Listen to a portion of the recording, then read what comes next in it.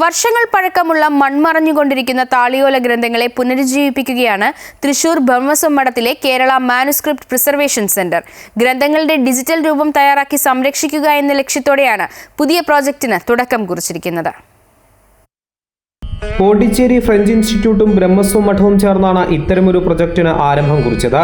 വർഷങ്ങൾ പഴക്കമുള്ള താളിയോല ഗ്രന്ഥങ്ങളെ നാശത്തിനു വിധേയമാക്കാതെ ഡിജിറ്റലൈസ് ചെയ്ത് പരിരക്ഷിക്കുക എന്നതാണ് പ്രധാന ദൗത്യം. ആദ്യഘട്ടത്തിൽ ബ്രഹ്മസ്വം മഠത്തിലെ തന്നെ ഗ്രന്ഥങ്ങളെയാണ് ഡിജിറ്റലൈസേഷന് വിധേയമാക്കിയത്. ഏകദേശം 800ഓളം താളിയോല ഗ്രന്ഥങ്ങളെ ഡിജിറ്റൽ രൂപത്തിൽ മാറ്റിയെടുത്തിട്ടുണ്ട്.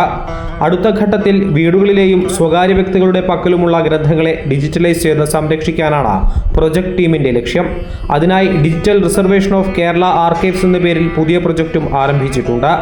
താളിയോല ഗ്രന്ഥങ്ങളുടെ സംരക്ഷണം, ഡിജിറ്റലൈസേഷൻ, കാറ്റലോഗിംഗ് എന്നിങ്ങനെയാണ് ഇവിടെ ചെയ്തു വരുന്നത്.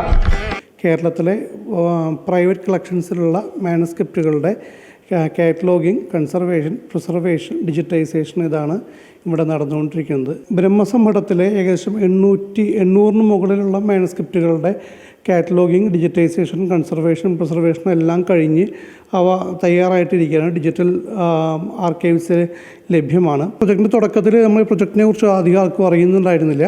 അപ്പോൾ നമ്മൾ അങ്ങോട്ട് കോൺടാക്റ്റ് ചെയ്യുമായിരുന്നു ഓരോ പ്രധാനപ്പെട്ട കളക്ഷൻസിന്, അത് കൂടുതൽ കളക്ഷനുള്ള നമുക്കറിയാവുന്ന ആളുകളെ നമ്മളായിട്ട് കോൺടാക്റ്റ് ചെയ്തുകൊണ്ട് അവരുടെ അനുവാദം വാങ്ങി അവിടുന്ന് ഏകദേശം 100ഓളം മാനുസ്ക്രിപ്റ്റ് ഉണ്ടെങ്കിൽ അവിടുന്ന് ഒരു 25-30 ഇൻസ്റ്റാൾമെൻ്റ് ആയിട്ട് കൊണ്ട് കൊണ്ടുവരും. ഇവിടുന്ന് ഫുള്ള് വർക്ക് ചെയ്യും. ഡിജിറ്റൈസേഷനും എല്ലാം കഴിഞ്ഞ് കാറ്റലോഗിങ് കഴിഞ്ഞ് ആ 30 തിരിച്ചു കൊടുക്കും, അടുത്ത 30 എടുക്കും. അങ്ങനെയാണ് നമ്മുടെ വർക്കിംഗ് പാറ്റേൺ. ഇപ്പോൾ പക്ഷെ നമുക്ക് ഈ പ്രൊജക്റ്റ് അറിഞ്ഞ് കഴിഞ്ഞ് നമുക്ക് ഒട്ടനവധി ആൾക്കാർ നമ്മളെ ഇങ്ങോട്ട് അപ്രോച്ച് ചെയ്യുന്നുണ്ട്.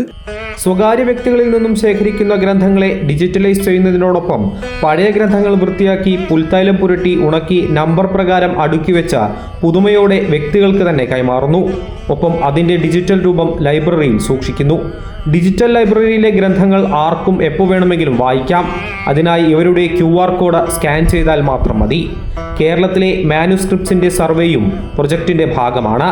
ഭാവിയിൽ പഠനത്തിനായുള്ള സർവേ മെറ്റീരിയൽ തയ്യാറാക്കുക എന്നതാണ് ലക്ഷ്യം. അമൃത ന്യൂസ്, തൃശൂർ.